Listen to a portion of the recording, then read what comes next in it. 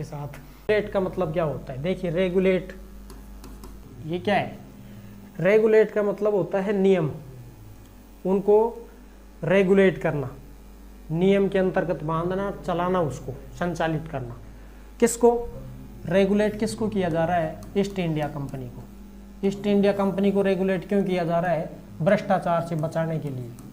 अब भ्रष्टाचार कौन कर रहा है? भ्रष्टाचार ईस्ट इंडिया कंपनी खुद कर रही है क्या? कंपनी तो एक संस्था है, संस्था के अंदर काम करने वाले जो अधिकारी लोग हैं वो भ्रष्टाचार कर रहे हैं। ऐसे पूरी कंपनी गाठे में गई, और जब कंपनी गाठे में गई तो एक 1767 के अंतर्गत एक नियम बनाया गया था ब्रिटेन की संसद में कि भाई जो कमा के लाते हो ना तुम, सारी ईस्ट इंडिया कंपनी पूरी कमा के लाती है, उसकी आय टोटल आय कितनी की गई थी?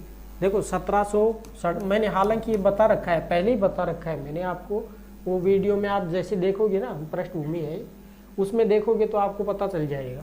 ईस्ट इंडिया कंपनी है, इसकी कुल आय कितनी आंकी गई थी ब्रिटिश सरकार के द्वारा?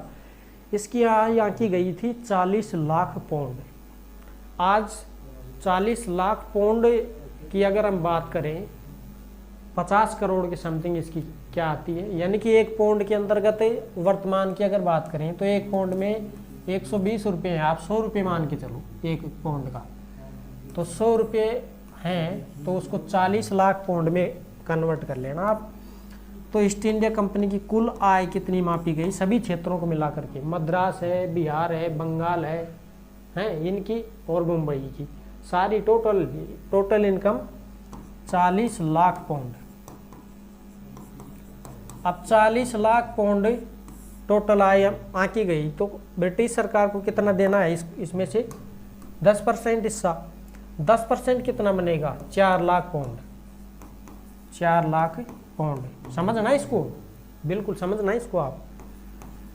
4 लाख पाउंड सरकार को देना पड़ेगा। किसको? ईस्ट इंडिया कंपनी देगी ब्रिटिश सरकार को, संसद में जमा कराएगी 4 लाख पाउंड रुपए।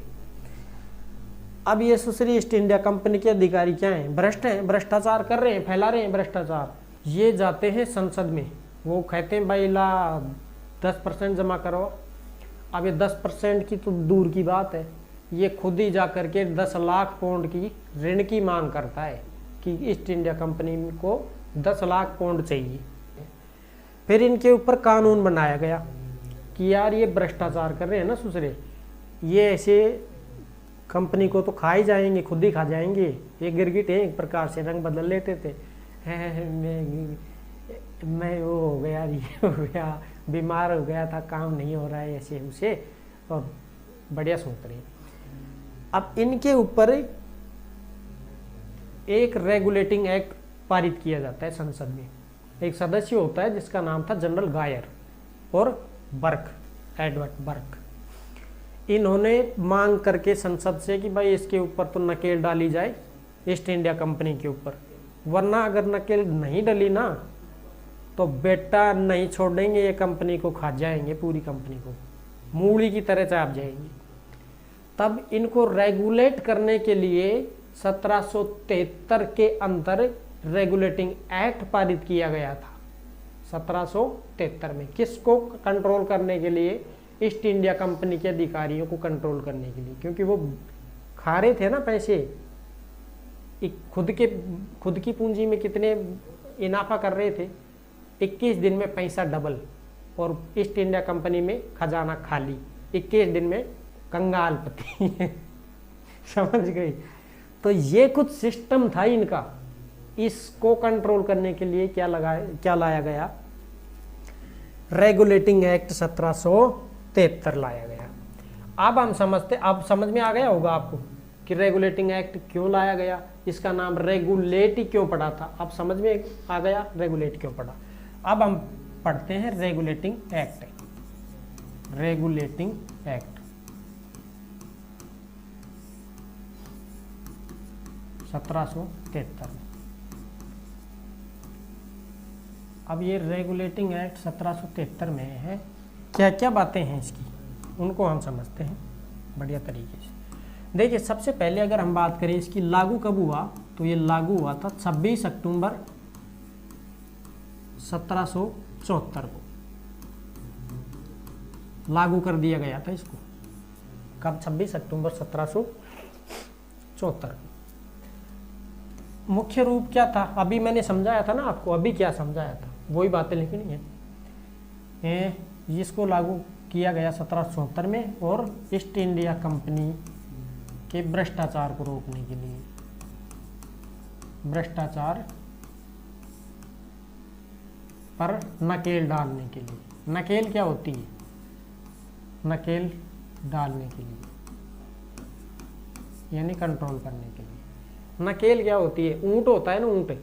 अब ऊंट के नाक में 2 वो लगे होते हैं ऐसे सुए से उनको गिरबान बोला जाता है, कला संस्कृति में होती है। उनको क्या बोला जाता है? गिरबान। गिरबान में नकेल डाली जाती है रस्सी सी के, एक नाक में इधर रस्सी डाल दी, एक में इधर डाल दी, और वो पीछे रस्सी जाएगी, आदमी को पकड़ाएंगे, फिर वो ऐसे चलाएगा ऊंट को। है इधर मोड़ना है तो इसको, और उधर मोड़ना है तो उस नकेल को खींचेगा, तो वो उधर इधर ऐसे ही चलते रहेंगे। तो वो होती, उसको बोलते हैं नकेल। ठीक है, ये होती है नकेल।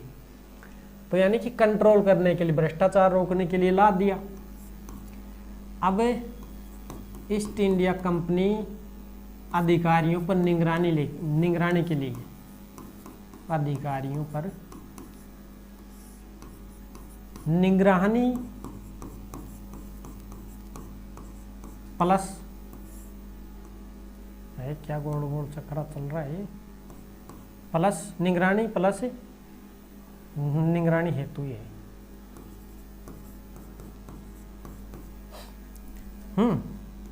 हो गया। भारत आने वाला प्रथम संविधान कहेंगे हम इसको, भारत आने वाला प्रथम संविधान, क्योंकि कानूनों का समावेश था ना इसमें। आने वाला प्रथम संविधान,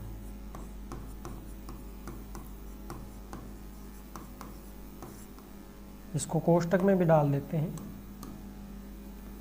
कानून, एक्ट में कानूनों का समावेश, एक्ट में कानूनों का समावेश, कि कौन क्या करेगा उसका समावेश।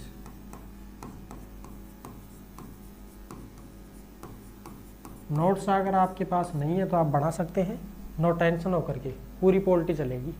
वो पार्ट बता रखे हैं कौन कौन से पढ़ेंगे, उसके अकॉर्डिंग ऐसे ही चलेंगे हम, बिल्कुल 0 लेवल से, नो टेंशन होगी, बिना दिक्कत। देखिए, भारत आने वाला प्रथम और भारतीय संविधान का प्रारंभिक चरण।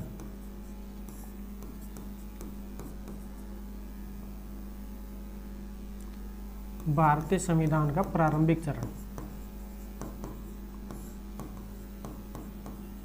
प्रथम चरण भी बोल सकते हैं इसको, प्रथम चरण। और ईस्ट इंडिया कंपनी के जो क्षेत्र अधिकार हैं, यानी कि जो ईस्ट इंडिया कंपनी है उसके ऊपर कंट्रोल तो हो ही गया था। प्रथम बार ईस्ट इंडिया कंपनी पर संसद का नियंत्रण, ईस्ट इंडिया कंपनी पर फर्स्ट बार ब्रिटिश संसद का नियंत्रण, ब्रिटिश संसद का नियंत्रण। नियंत्रण भ्रष्टाचार के कारण ही हुआ था, क्योंकि अगर संसद में वो मांग नहीं करते ना ऋण की, तो इनके ऊपर कानून नहीं बनाते, ये ऐसे ही कंपनी चलती रहती, नुकसान दफे नुकसान के अंदर ही चलती रहती, पता ही नहीं चलता इनको। इसके बाद में हुआ क्या कि हाँ, और ये जो अधिकारी थे ना, ये दूसरे जेब भरते थे, जोड़ा जोड़ा भर भर के, बोरा बारा भर भर के ले जाते थे पैसों को, और ये पैसे लेके जाते थे ना खुद के गांव में, तो इनको नवाब बोलते थे। ओ यार देख आयो जो नवाब, तो वो चिढ़ता था, ये नवाब क्यों बोला जा रहा है मेरे को। लंदन में नवाब बोलते थे इनको, क्योंकि बोरे भर भर के ले जाते थे, वहां पर ऐश करते थे ये। और फिर बोरा बीत जाए, फिर भारत में आ जाए, सर प्लीज रिक्वेस्ट यू, मुझे गवर्नर बना दीजिए। लूट बाट है ये, सब के सब कुत्ते हैं सब समझ गए। तो इनको जूते पड़ने चाहिए थे। अगर मैं, अच्छा अगर मैं होता तो, कोई राजा होता मान के चलो मैं, तो मैं पता है क्या करता, इनको सेना बनाता बढ़िया तगड़ी सी की एक, यानी अब वर्तमान में जो बोलते हैं ना एनएसजी कमांडो पैरामिलिट्री फोर्स, ऐसी एक कंपनी गठित करता बढ़िया सी, जो इन 10-5 जितने भी अधिकारी थे ना इन कंपनी में, उनको बढ़िया एक बार में सल्टा सके, इतनी बनाता मैं बढ़िया सेना, और बना करके और इनके लोद उपाड़ता बढ़िया और इनसे काम करवाता मैं मेरे खेतों में, ऐसे ऐसे काम करवाता इनसे। और ये जब ये बोलते ना कि सर प्लीज रिक्वेस्ट यू, फिर इनको मुर्गा बनाता और ऐसे ऐसे करता इनके साथ। आप क्या करते इनके साथ अगर आप राजा होते तो कमेंट में बताना। देखो भाई गुस्सा आता है भाई, जलन होती है अंदर से, पूरी जलन होती है अंदर से। ऐसे जब देश का जब पैसा बाहर जा रहा है तो जलन नहीं होगी, होती है भाई जलन। तो भाई अब मैं तो कुछ नहीं कर सकता ना, मैं राजा नहीं हूँ अब वो तो मैं उदाहरण बता रहा हूँ, अंदर की बात है वो तो ठीक है। चलो तो फिर ये हो गया ईस्ट इंडिया कंपनी पर फर्स्ट बार ब्रिटिश संसद का नियंत्रण। अब देखो इनके जो अधिकारी थे ना, ये कैसे पैसे ले जाते थे अधिकारियों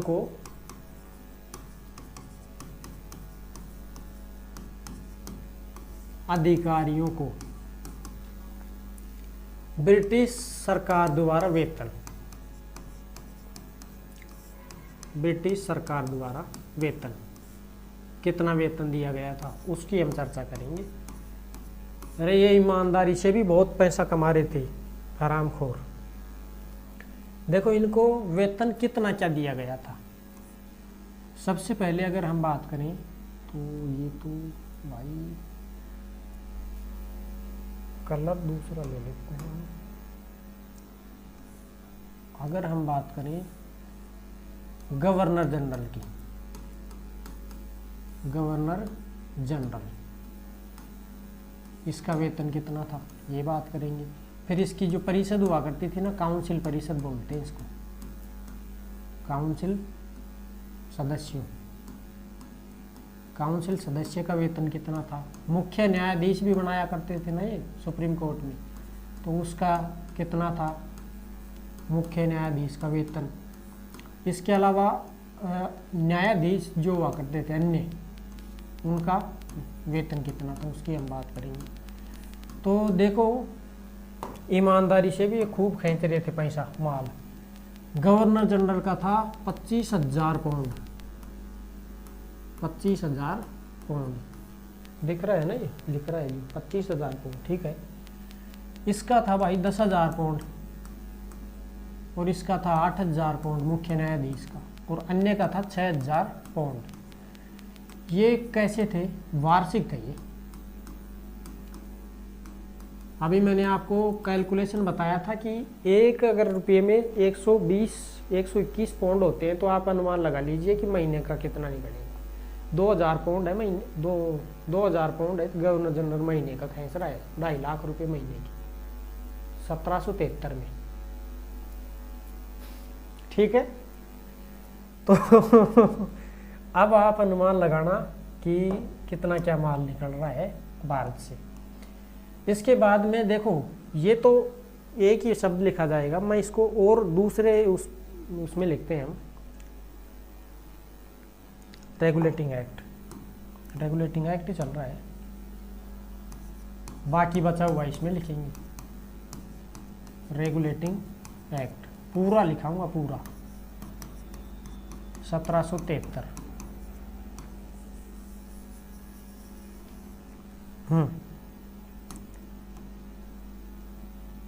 देखो वो तो हो गया था, अब बचा हुआ इसमें लिखेंगे। मैं ईस्ट इंडिया कंपनी के जो कर्मचारी है ना, ईस्ट इंडिया कंपनी के कर्मचारियों को, कर्मचारियों का निजी व्यापार, निजी व्यापार बंद, कि भाई ये खुद का धंधा बंद करे एक तो, और इनके जो गुलदस्ते बंद कर दिए। गुलदस्ते का मतलब भेंट किसी से लेते थे ना ये, तब निजी व्यापार यानी कि काउंटर उंटर रख लेते थे खुद ही, जैसे 100 बोरी आ गई किसी की, हाँ भाई तू इसको बेच, अब उसमें से 10 बोरी खुद रख लेगा और बाकी 90 को बेचेगा, और 10 के पैसे खुद की जेब में, तभी तो नवाब बनेगा वो। अब वो निजी व्यापार इनका बंद कर दिया, क्योंकि 1-2 अधिकारियों ने इनको पकड़ लिया। आपस में ये ऐसे ही करते थे छांट गांठ। फिर ये गुलदस्ते लेते थे ना, जो जहाँ बेचा है और जिसने इसका काम में सहयोग किया है कि हाँ 10 बोरी रख रहा हूँ ना मैं, तो 10 बोरी कमीशन है उसका तय था, क्योंकि वो 100 बोरी चढ़ानी है उनको तो कागज में, तभी तो नुकसान जा रहा है कंपनी के। अरे यार ये 100 जा रही चीज, ये बेच रहा भी सही है, फिर ये घाटा कैसे जा रहा है। तो ये कमीशन वाला जब मिलता था इनको स्टेज के ऊपर, अरे यार स्वागत करो, देखो अधिकारी आए हैं, कोई राजा उजा भी स्वागत करता था, ये फूल फाल देते हैं सुसरे हैं, उन फूल फाल के नीचे वो जो लगा होता है ना मोटंडा चीनी मिट्टी का ऐसे लगे होते हैं ना ये गुलदस्ते, ये ऐसे, ये देखो ये ऐसे गुलदस्ते हैं ये। अब वो पकड़ के दे रहा है, सर गुड मॉर्निंग सर, अब ये दूसरा गुड मॉर्निंग इसमें है, ये इसमें रखा है। अब वो इसमें क्या रखा है, इसमें जो कमीशन था ना इनका, ये पैसे में या फिर उसको सोने चांदी ज्वेलरी के अंदर ऐसे इसको दे दिया करते थे। तो इनको सोचो गुलदस्ते भी बंद करवा दिए कि यार ये जो थी ना फूल फाल अन्न बंद करवा, ये मत दो इनको। व्यापार भी बंद करवा दिया और गुलदस्ता भी बंद करवा दिया। तो ये गुलदस्ते ऐसे बंद करवाए, इनके व्यापार बंद करवा दिए। ठीक, और क्या हुआ, और बम्बई और मद्रास दोनों को किसके अंदर कर दिया, बम्बई और मद्रास, इन दोनों को बंगाल के अंतर्गत कर दिया, यानी बंगाल के अधीन कर दिया इसको, बंगाल के अधीन। प्रेसिडेंसी थी ना बंगाल की, उस गवर्नर के अंदर। अब गवर्नर की बात, क्योंकि यहाँ पर भी गवर्नर ही है, बंगाल में भी गवर्नर है, मद्रास में भी गवर्नर है, इधर भी गवर्नर, इधर भी गवर्नर, और बंगाल वाला भी क्या है, गवर्नर। अब बताओ ये तीनों एक ही पोस्ट के ऊपर है, तो ये बम्बई जाएगा निर्देश देगा तो ये मानेगा कि इसकी बात नहीं मानेगा, क्योंकि बराबर पोस्ट है ना, गवर्नर ही ये है, गवर्नर ही वो है, ये भी गवर्नर ही है। तो ये भी ऐसे भी नहीं बोल सकता था, है मेरा ये काम कर, ये कर, ये को कुछ नहीं करे, मान रहा ही नहीं है। अब ये बंगाल का गवर्नर कौन था, वारेन हेस्टिंग, वारेन हेस्टिंग, पढ़ेंगे इसको बढ़िया तरीके से। वारेन हेस्टिंग जाता है ब्रिटेन संसद में, संसद में जाकर के साहब मुन बड़ो बनाओ अब तुम, क्योंकि वो कमीन है ना दोनों, वो मेरी बात नहीं मान रहे हैं, ना काम करने दे रहे हैं सही ढंग से। ये जाता है दम खाता है, वो भी दम खा देता है, ये भी दम खा देता है, तुम एक बार बनाओ मेरे को बड़ा। तो वारेन हेस्टिंग को भाई साहब बड़ा बनाया जाता है, इसको बना दिया बंगाल वाले को क्या, गवर्नर जनरल। तो बंगाल के गवर्नर को क्या बना दिया, गवर्नर जनरल। बंगाल गवर्नर को, बंगाल गवर्नर को गवर्नर जनरल बना दिया।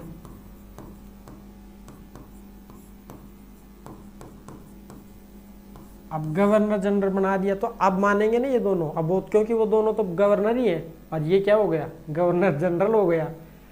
तो अब इसके फूंद फांद ये स्टार उस्टार ये बढ़ा दिए गए, ये चिन्ह उन इनके होते थे ना, ये बढ़ा दिए, इधर ये जड़ी उड़ी और लगवा दी, थोड़ा और बढ़ा, तो वो सल्यूट उल्यूट करने लग गए। हाँ बोले अब आएंगे लाइन के ऊपर, और ये जाकर फिर वहाँ दादागिरी करता है, ये रिपोर्ट मेरे को, समझ गया, सीखा, कंप्लेंट कर दूंगा मैं तेरी, बोल वहाँ जा कर के। तो ये अब ये डरने लग गए इससे, अब इसके पास रिपोर्ट आने लग गई इन दोनों की। तो ऐसे ये बंगाल का गवर्नर जनरल बना दिया, किसको, वारेन हेस्टिंग को। अब इसको सहायता करने के लिए क्या चाहिए, इसको सहायता करने के लिए चाहिए, हाँ कार्यकारी परिषद चाहिए। अब इसको बोले यार अब मैं बड़ा बन गया, तो बोले अब और काम और खलदल भी चाहिए, बोले मेरे को 4 आदमी गैल चाली, मैं चलूँ आगे, 2-4 बंदूक ची चली है। तो ये ऐसे करके इसको कार्यकारी परिषद और दे दी, कितने सदस्यों की? 4 लोगों की। बोले 4 कहाँ दिया? अभी मान लीजिए चाहे अन्य, ठीक है, तो ठामेगा ही तूने और इसी को बढ़ा दिया। इसी को बोलते हैं गवर्नर परिषद। गवर्नर परिषद, इसको हम डिटेल से पढ़ेंगे। इसी के बाद में एक बना दिया क्या, गवर्नर परिषद तो हो ही गई, फिर एक 2 पद और दिए थे इसको। एक बोला इसको court of director, court of director, court of directors. इन्हीं को बोला जाता है निदेशक मंडल। निदेशक द है ये, र नहीं है ये, इसको द मानना आप, ये द निदेशक मंडल।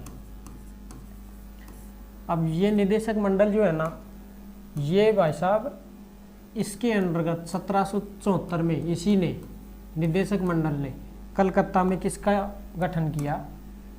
इसने किया सुप्रीम कोर्ट का गठन। सुप्रीम कोर्ट का गठन किसने किया? कोर्ट ऑफ डायरेक्टर्स के द्वारा सुप्रीम कोर्ट का गठन किया गया। बोले यार ये दूसरे आपस में लड़ाई झगड़े भी करते हैं ना, अभी किया था ना वो लड़ाई झगड़े, बोले ये साहब बात नहीं मान रहा है, तो अब ऐसे लड़ाई झगड़े निपटाने के लिए वहाँ पर कोर्ट बनाना पड़ेगा। बोले क्योंकि इनको कटघरे में पकड़ पकड़ के ले जाएंगे और वहाँ पर शपथ दिलाएंगे, समझ गए? तो ऐसे कोर्ट, ये सुप्रीम कोर्ट का गठन 1774 में हुआ। ठीक है, एक और इसमें नियम किया गया कि जो है, इसको नए कलम से लिखता हूँ, ये जो है ना वोट का अधिकार, किसको? वोट का अधिकार भी दिया गया है, यानी वोट का अधिकार इसी में, कि वोट कौन डाल सकता है ईस्ट इंडिया कंपनी में। वोट का अधिकार वो डालेगा जो ईस्ट इंडिया कंपनी में न्यूनतम 1000 पाउंड की राशि निवेश करने वाला है ना, 1000 पाउंड निवेशक, वो क्या करेगा? वोट कर सकता है, यानी कि कोई भी मुद्दा होगा उसके अंदर भाग ले सकता है। कौन? वो वोट करेगा। तो ये कुछ मुद्दे और थे जो रेगुलेटिंग एक्ट के अंतर्गत थे। आप इसकी स्क्रीनशॉट ले लेना, कोई दिक्कत वाली बात नहीं है। ठीक है, अब हम इसको किसको डिटेल से पढ़ेंगे? डिटेल से हम पढ़ेंगे, एक तो पढ़ेंगे कार्यकारी परिषद को पढ़ेंगे डिटेल से, कोर्ट ऑफ डायरेक्टर्स को पढ़ेंगे और सुप्रीम कोर्ट को देखते हैं। इन तीनों को हम देखते हैं इसी वीडियो में। ठीक है, वीडियो लंबी होने वाली है लेकिन डिटेल के साथ समझा रहा हूँ, बढ़िया तरीके से समझा रहा हूँ, कोई दिक्कत नहीं है, नो टेंशन। चलो अब हम पढ़ेंगे कार्यकारी परिषद। कार्यकारी परिषद, इसको भी दूसरे गोले में लेते हैं क्योंकि नहीं तो फिर भागेगा ये। कार्यकारी परिषद, इसको गवर्नर परिषद भी बोलेंगे। ये कार्यकारी जो परिषद है ना, इसके सदस्य कितने थे? सदस्य इसके 4 सदस्य 4 थे इसके। यानी क्या काम करते थे ये? काम तो बहुत कुछ करते थे, नियम अधिनियम बनाना, फिर ये नियमों को कोर्ट में पंजीकरण करवाने, और वो कोर्ट लागू करता था ना पंजीकरण, उसके बाद में फिर ये नियमों को यहाँ लागू करते थे। पूरी डिटेल से चल रहे हैं। अब ये 4 इसका जो यमदूत है ये कौन थे? ये 4 यमदूत भाई साहब, एक यमदूत था उसका नाम था क्लेवरिंग। क्लेवरिंग पहला यमदूत ये था। फिर दूसरा यमदूत इसका था, उसका नाम था बेरवेल। फिर था Philip Francis. Philip Francis France का था ये। फ्रांस के भी इनमें रहा करते थे, ईस्ट इंडिया कंपनी में काम करने वाले दल्ले। एक था मॉनसून, ये दूसरा टुर गया था 1776 में, तो इसकी जगह बोले यार और कोई को भेज दे। वो बोले वो मॉनसून है ना, वो बोले वो अपने वहाँ अपना वो मॉनसून, अब बोले वो तो मर गो। अब इसकी जगह वो आया कौन? Edward wheeler. एडवर्ड व्हीलर 1776 में।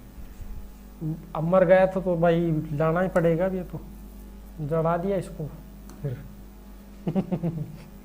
अरे मर गया था ये एडवर्ड। तो बोले भाई अब इसका कार्य क्या था? कार्य इसका था गवर्नर जनरल की सहायता करना, जी की सहायता करना और अधिनियम और नियम बनाना, अधिनियम और नियम बनाना। अब ये नियम और अधिनियम बनेंगे, कैसे बनेंगे? ये बने तो गए, लेकिन सबसे पहले ये लागू तब करेगा, यानी कि ये कार्यकारी परिषद लागू तब करेगी जब ये सुप्रीम कोर्ट में इनका पंजीकरण करवा दिया जाएगा। सुप्रीम कोर्ट में पंजीयन के बाद लागू होंगे, पंजीयन के बाद लागू, इससे पहले लागू नहीं होंगे। बोलो पहले ना कर सका? बोलो हाँ पहली एंड जाओ, बोले सुप्रीम कोर्ट में रजिस्ट्रेशन करवा का हो फिर बढ़ाएंगे। बोले अतरे थम थारो काम करो। और भाया फिर इसके बाद में ये कितने साल की बनाई गई थी? ये दूसरी 5 वर्ष की बनाई गई थी, 5 वर्ष हेतु। बोले 5 वर्ष तक तो ये रहेंगे। हाँ बोले ठीक, बाद में इनको देखेंगे, इनको बाद में देखेंगे इनका जो। और ये जो बहुमत के आधार पर निर्णय करते थे, बहुमत से निर्णय।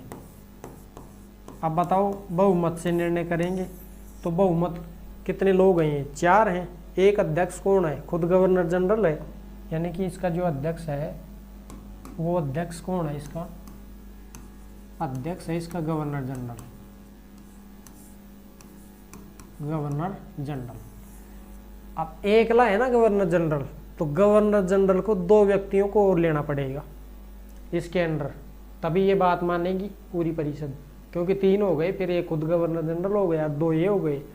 अब इस दूसरे कभी भी ऐसे नहीं कि ऐसा नहीं हुआ कभी भी कि ये गवर्नर जनरल ने इनको 2 को अपने ओर खींच पाया हो। इसलिए इसमें इसको यानी ये जो परिषद है ना, इसमें से सदस्यों को कम करेगा ये बाद में जा कर के। अभी तो इतने ही है, अभी तो ये बात वो तो नहीं मान रहे हैं इसकी, ये खुद के हिसाब से चल रहा है सिस्टम। बाद में इसकी जो 4 सदस्य हैं इसमें से 3 ही कर देगा ये, और एक सेनापति बना देगा उसमें से भी। और फिर इसके यानी पूरा अधिकार दे दिया जाएगा। कार्नवालिस तक आते आते कार्नवालिस इस पूरी परिषद के निर्णय को रद्द करने का भी पावर रखता था खुद कार्नवालिस। बोले मैं जब भी जाऊँगा भारत है, ये अधिकार मुझे मिलेगा ना तभी जाऊँगा मैं। बोले अतरे ना। ठीक, तो ये कार्यकारी परिषद थी, ये इसका सिस्टम था कुछ ये। और 1-2 पॉइंट अगर कोई छूट गया हो तो उसको आप कमेंट में लिख देना भाई, हो सकता है हो गई है, पूरी कर दिया, बहुमत से निर्णय हो ही गए, बस यही था इसका। इसके अलावा और बात करें, जिसके नोट्स नहीं मिलेंगे भाई, आप नोट्स नहीं मिलेंगे। देखो मैं साथ लिखवा रही हूँ तो था नहीं लिखना पड़ेगा साथ ही, तुमको ना दीदा सो। निदेशक मंडल, इसको कोर्ट ऑफ डायरेक्टर्स बोलते हैं, यानी कोर्ट ऑफ डायरेक्टर्स।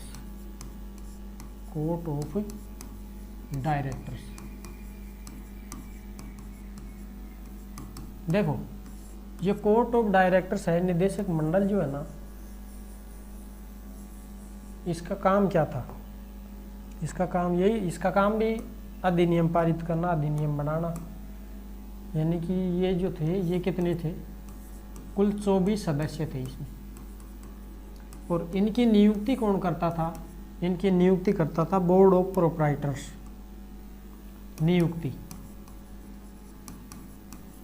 इनकी नियुक्ति करता था बोर्ड ऑफ प्रोप्राइटर्स। प्रोप्राइटर्स। ये इसकी नियुक्ति करता था 24 सदस्यों की। अब इन 24 सदस्यों में से यानी 25% जो लोग थे ना, 24 में से 1/4 सदस्य, दिख रहा है क्या, यानी 1/4 सदस्य प्रतिवर्ष चेंज, प्रतिवर्ष यानी हर साल बदलते रहते थे, प्रतिवर्ष चेंज करते थे इसमें 1/4 सदस्य, यानी कि 6 चौक 24, 6 सदस्य इसमें से हर साल नए बदलते थे। 6 को निकाल दिया, फिर 6 नए फिट कर दिए, फिर 6 पुराने वाले जो बच रहे हैं उनको हटा दिया, फिर नए फिट कर दिए। ऐसे 1/4 सदस्य हर साल चेंज किया जाता था इसमें से। इसका जो काम था ना, कार्य क्या था इसका वही काम, अधिनियम बनाना, गवर्नर जनरल की सहायता करना, वही काम थे इसके भी। अरे हट जा, नियम अधिनियम बनाना, नियम अधिनियम बनाना, ठीक, ये था। और वैसे और भी 2 काम थे इसके, जैसे राजस्व विभाग था ना, कलेक्टर तक जो राजस्व मामले थे उनको कलेक्टर तक पहुंचाना, और बाकी ये निदेशक, ये जो डायरेक्टर्स होते हैं ना, ये कलेक्टर तक राजस्व मामलों को पहुंचाएंगे। फिर जैसे सैनिक और असैनिक मामलों को राज्य सचिव तक पहुंचाया जाएगा, ये काम भी थे। लेकिन ये काम इसके राज्य सचिव का पद कब आया था? राज्य सचिव का पद आया था 1857 की क्रांति के बाद, इसलिए हम इसमें रिस्क अभी नहीं ले सकते। बाकी थे ये ऐसे इनका, लेकिन राज्य सचिव वैसे ओपनली नहीं था ये, ठीक है। तो जो थे उनको आप समझिए। इसी के तहत 1774 में किसका गठन कर दिया गया? सुप्रीम कोर्ट का। सुप्रीम कोर्ट का गठन कहाँ? कलकत्ता। तो ये था निदेशक मंडल, 24 डायरेक्टर्स। इसके बाद में हम पढ़ेंगे क्या? सुप्रीम कोर्ट कलकत्ता वाला, सुप्रीम कोर्ट कलकत्ता।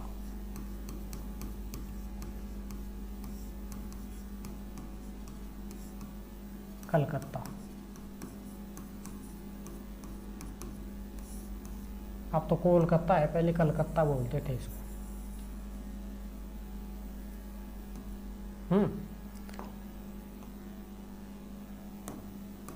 देखिए इसका जो गठन है वो कब हुआ? 1774 में। अभी बताया था ना मैंने, कोर्ट ऑफ डायरेक्टर्स के द्वारा, यानी निदेशक मंडल द्वारा, निदेशक मंडल द्वारा, ठीक। इसके अलावा कोर्ट ऑफ डायरेक्टर्स, ये सॉरी कोर्ट, ये अरे क्या नाम है इसका दूसरे का, सुप्रीम कोर्ट। इसके सदस्य अगर बात करें तो सदस्य देखो इसके कौन कौन थे सदस्य। एक तो था एलिजा इम्पा, एलिजा इम्पे। एक था हाइड, एक था चैम्बर,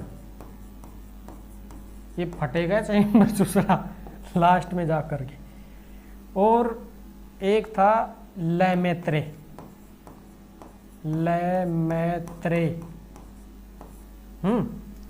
ये था मुख्य न्यायाधीश, मुख्य तो ये था, और ये 3 कौन थे? ये अन्य थे। ऐसे 4 सदस्य थे इसके कुल मिलाकर के। अच्छा, जब कोई सुप्रीम कोर्ट की अगर बात ना माने, इससे संतुष्ट ना हो, तो इसकी अपील कहाँ की जा सकती थी? इसकी अपील होती थी ब्रिटेन में, यानी कि इसकी जो अपील थी ना, अपील, ये अपील ये कहाँ होती थी? ब्रिटेन में। ब्रिटेन में हुआ करती थी इसकी अपील, जो कोई इसकी बात ना माने ना तो ये था सुप्रीम कोर्ट। इसका गठन 1774 में किया गया। किसके तहत किया गया? निदेशक मंडल के द्वारा, यानी 1773 के रेगुलेटिंग एक्ट में ही इसका गठन का प्रावधान कौन से मंडल के द्वारा किया गया? निदेशक मंडल के द्वारा।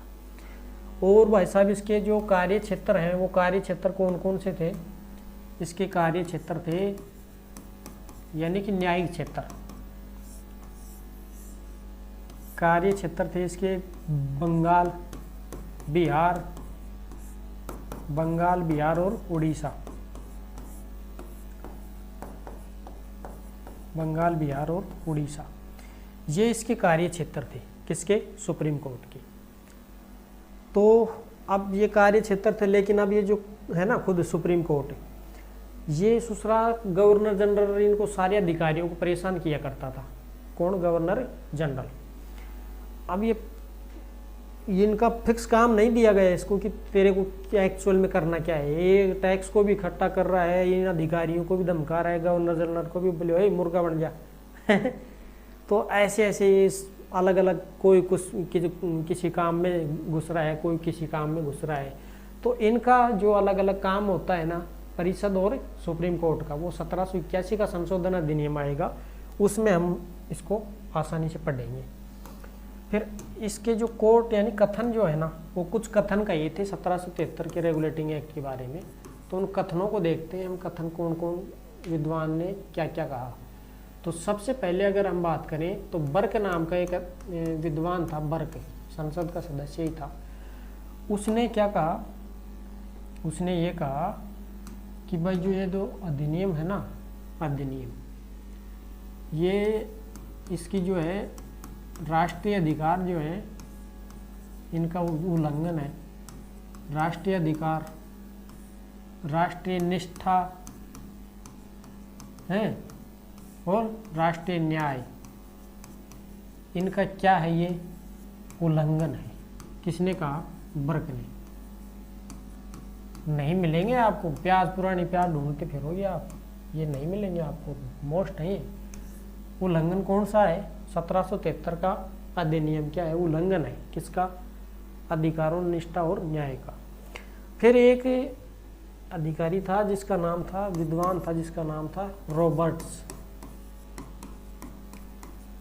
रॉबर्ट्स ने क्या कहा कि अधूरा है, अधूरा और अस्पष्ट कदम बताया। किसने? अस्पष्ट कदम किसने बताया? रॉबर्ट्स ने। काले से लिखते हैं ना,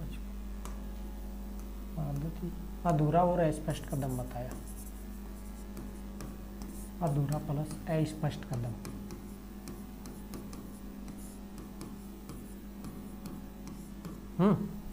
फिर एक अंग्रेज अधिकारी था जिसका नाम था क्या? रॉबिन रोज। इस रॉबिन रोज ने, रोज जय है ये, जय जय जय जरख ठीक है। तो इस रॉबिन रोज ने क्या कहा? ये रॉबिन रोज बोलता है, काला लगाते, ये बोलता है कि भाई वैसे तो अच्छा है, अधिनियम तो अच्छा है, लेकिन इसकी जो लागू की गई पद्धति है ना, वो अधूरी है। किसने कहा ये कहा था रॉबिन रोज ने। यानी कि अधिनियम तो अच्छा है, अधिनियम अच्छा है, लेकिन क्या है? पद्धति, यानी कि जो पद्धति है ना इसकी, ये पद्धति अधूरी है। किसने कहा था ये? रॉबिन रोज ने कहा था ये।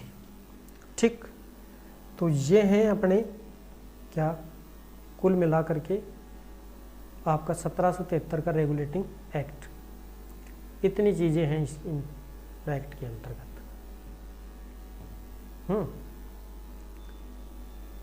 ये फर्क बोल दिया। अब सुप्रीम कोर्ट हो गया, निदेशक मंडल हो गया, कार्यकारी परिषद हो गई, और ये रेगुलेटिंग एक्ट ये पूरा हो गया, और ये हो गई। ठीक है, तो ये है कुल मिला के 1773 के रेगुलेटिंग एक्ट के अंतर्गत। आई होप कि आपको पूरी वीडियो ये जितने भी है ये सब कुछ समझ में आई होगी, और आशा करता हूँ इससे बाहर तो क्या जाने वाला है बताओ मेरे को? कुछ नहीं जाएगा भाई साहब, कुछ भी नहीं जाएगा। नोट करते रहना, रजिस्टर में पूरा चलेगा, दबा के खींच के चलेंगे, खींच के रगड़वा। ठीक है, फिर मिलते हैं नेक्स्ट वीडियो के साथ। 6